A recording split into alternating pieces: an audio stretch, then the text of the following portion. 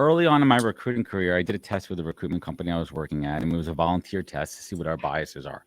And I'm very transparent about this. And it's unconscious bias. It does not mean that I'm a racist. It does not mean anything except that. So there was a blind test, and there was certain names that weren't as American sounding that I would pass on it from a qualified candidate in reviewing candidates. And it was a speed and time spent on a background. That's how the test was. And I did it because I wanted to see what my biases were and be conscious about what my unconscious biases are. The only way to fix an unconscious bias is to recognize what it is, be open and honest about it.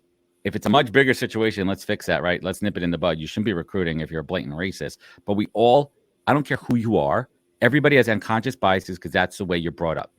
And they're called unconscious biases because they come up in things like this. Subtle things when you're doing a task and the back of your brain is kind of missing something, or you're not looking over here, or you're skipping over something, or you're not giving a certain name or profile enough time.